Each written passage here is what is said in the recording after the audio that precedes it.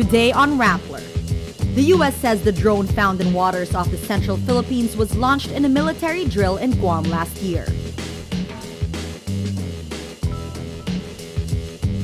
UNA launches its first coalition sortie and TV ad for the May polls. And U.S. President Barack Obama picks new CIA and Pentagon chiefs.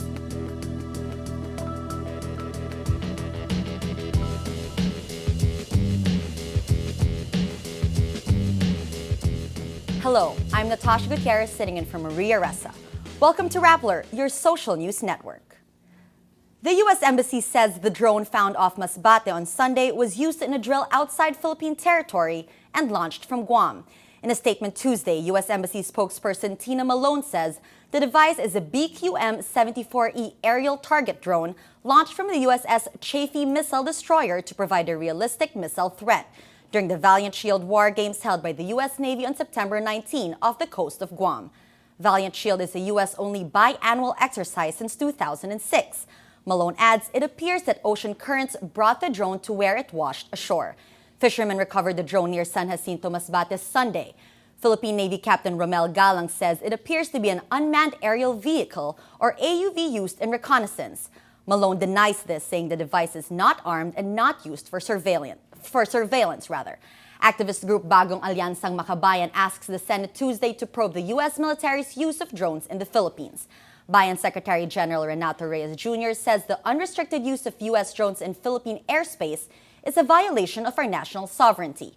In an interview with AFP last year, President Benigno Aquino confirmed the Philippines allows U.S. drones to fly over its territory for reconnaissance flights, but are not allowed to make strikes. The election season is here. Vice President Jejomar Marbinay's opposition United Nationalist Alliance begins its first coalition-organized sortie Tuesday for the May 13 polls. The provincial sorties are synced with the release of UNA's first TV ad. The sorties and ads come a month before the start of the official campaign period, February 12 to May 11. UNA Secretary General and Navotas Representative Toby Tiangco defends the ad, saying there's no such thing as premature campaigning under the law. While the ad does not explicitly ask viewers to vote for the UNA candidates, it introduces them and their platforms. The slate ad features only 9 of UNA's senatorial bets, excluding 3 senatorial candidates it shares with LP. Senators Lauren Legarda and Francis Escudero, and former MTRCB Chair Grace Polia Manzares. The ruling Liberal Party has yet to announce its sorties and air an ad featuring its senatorial ticket. A group claiming to be Anonymous Philippines hacks the official website of Senator Majority Leader Tito Sotto past midnight Tuesday. Upon loading titosoto.com, users are greeted with a pop-up message that says, "Defaced by #prisoner." Clicking through reveals an animated Anonymous Philippines logo with a message criticizing Republic Act 10175 or the Cybercrime Prevention Act of 2012. Soto says he is not aware his website was hacked. The site returns to normal Tuesday morning, after which Soto's official Facebook page posts a message saying, quote, "You can't put a good website down." The Aquino administration falls short of its job generation target of 1 million per year. According to the Socioeconomic Report 2010 to 2012 of the National Economic and Development Authority, the administration created an average of 997,000 jobs per year. But NEDA says the more serious problem is poor quality jobs. Around 1 in 5 employed Filipinos are looking for better jobs, longer work hours, or additional jobs to make ends meet. There are 8.5 million underemployed Filipinos in July 2012, more than thrice the 2.8 million underemployed in July 2011. NEDA also reports the part-time employment rate shoots up, with part-time employees comprising more than 1/3 of total employed persons over the last 2 years.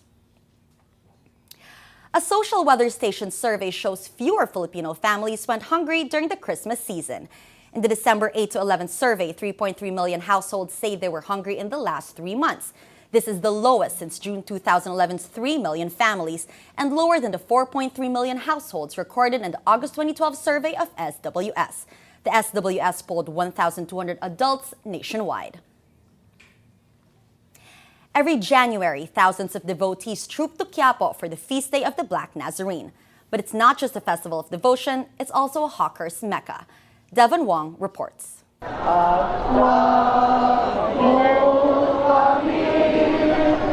Towels fly, banners line the skies, and crowds march to the beating of drums. It's a feast for the eyes, but this small spectacle is only a taste of what's to come for the feast day of the Black Nazarene. Nuestro Padre Jesus Nazareno, Tercer Street, Calpo Chapter. The procession of replicas gives devotees an opportunity to parade their personal tributes to the famous statue of a dark-skinned Jesus. And the loyalty of devotees keeps Ate John's business afloat year-round.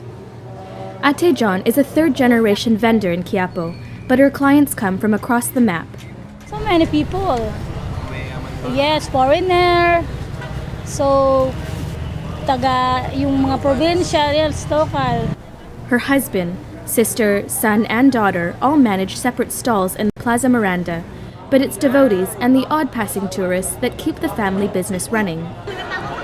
Each January, busloads of devotees travel to Quiapo to represent their communities on the feast day of the Black Nazarene. What's the cost of being a devotee? Ate John says it's her wishing candles that are her best sellers. Para sa pray to family, then good health. This one is 20 pesos only. So you buy statue, this one kind of statue is so 600 or 500. It's the strong faith of devotees that keep them frequenting Ate John's booth and the Quiapo Church each year.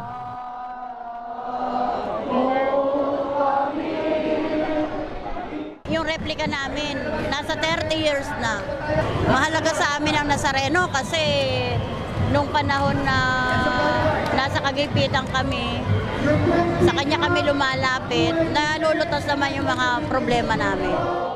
If imitation marks the highest form of flattery, this year's Black Nazarene can expect a strong showing. Devin Wong, Rappler, Quiapo. U.S. President Barack Obama appoints a Republican and a former spy to top posts in his latest cabinet revamp in his second term. Appointed are former Republican Senator Chuck Hegel to lead the Defense Department and Deputy National Security Advisor John Brennan to head the Central Intelligence Agency, or CIA. Analysts say the appointment of Hegel, a Vietnam War veteran, could signal a policy shift in America's involvement in Afghanistan and Iraq. President Obama calls Hegel a patriot who understands war. Chuck Hagel is the leader that our troops deserve. He is an American patriot. Maybe most importantly, Chuck knows that war is not an abstraction. He understands that sending young Americans to fight and bleed in the dirt and mud, that's something we only do when it's absolutely necessary. But Hegel will face stiff opposition in the Senate, particularly from his fellow Republicans who remember his criticism of the Bush administration's handling of the war in Iraq. Brennan, however, is expected to breeze through confirmation hearings. He is Obama's chief counterterrorism advisor with extensive experience in the CIA. Brennan replaces former General David Petraeus, who resigned in November over an affair with his biographer.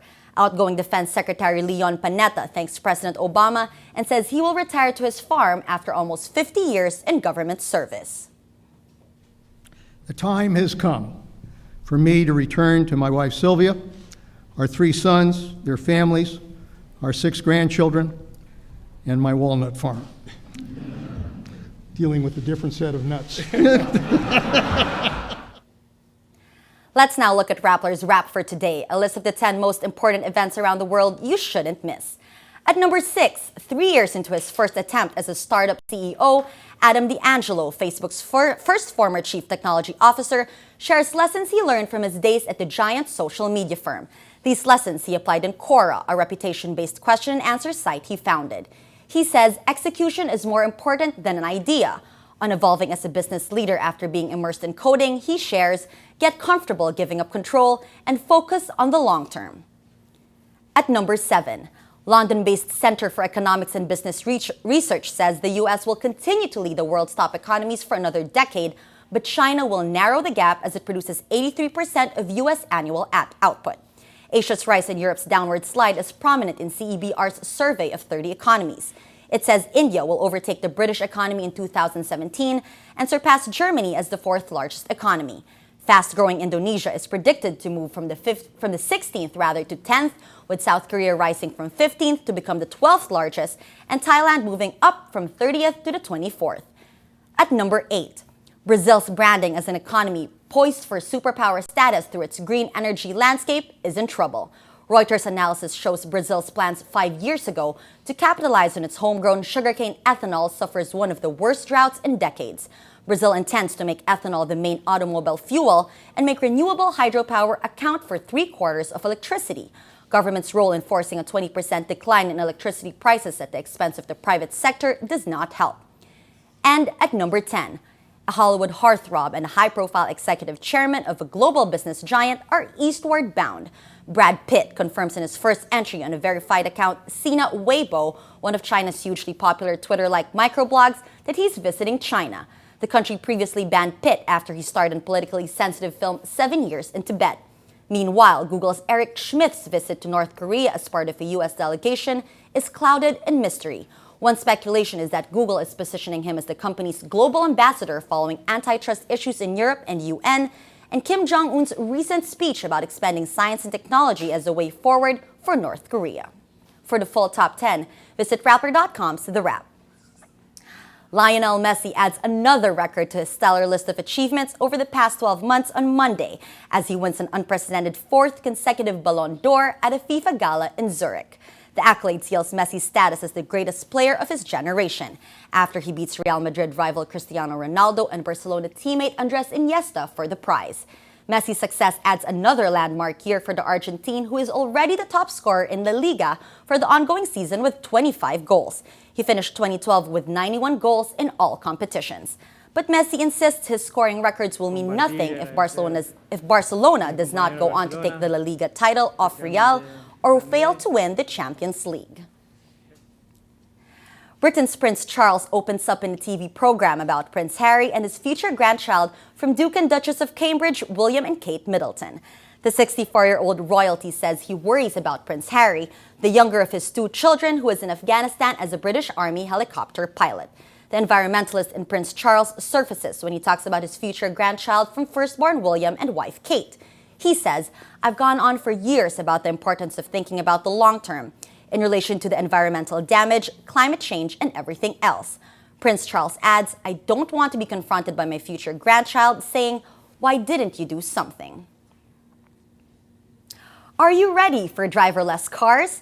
According to the Wall Street Journal, automobile companies Toyota and Audi will showcase cars with autonomous driving features at the Consumer Electronics Show, or CES, in Las Vegas. Toyota on its website shows off a preview of one of its luxury cars with different sensors around it. Toyota General Manager Mark Templin tells LA Times the car is still a, quote, pure research project, and adds it likely will not be available in the marketplace in the near future. The GS plays a much more important. Every story on Rappler has a mood meter, which gives you 8 emotions to choose from. Click on how you feel, and your vote comes down to the Mood Navigator in the middle of the front page, which crowdsources the mood of the day. It also gives you the top 10 stories that got the most clicks. Let's check out today's Mood Navigator. An initial look at the Mood Navigator shows a dominant color. The first story, here on the far left, is a story that just was posted today about Soto's website being hacked. This has 71% of readers feeling happy and 5% of people feeling annoyed. Another 14% of people say they're amused. On the right, another story posted today, this one more political. Una launches sorties, signaling the start of the campaign. This has 71% of people feeling annoyed, 18% of people angry, and only 8% of people feeling happy. And next to it, another story, another circle in green, also posted today. This one is about Messi winning his record 4th Ballon d'Or. This has 95% of people feeling happy, 98% people rather, and 1% of people feeling annoyed.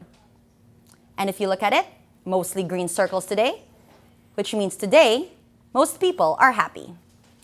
That's Rappler's newscast for today, Tuesday, January 8, 2013. Visit Rappler.com and watch our newscast Monday to Friday. Tell us how you feel in our mood meter and help us crowdsource the mood of the day. I'm Natasha Gutierrez. As we say at Rappler, tomorrow begins today.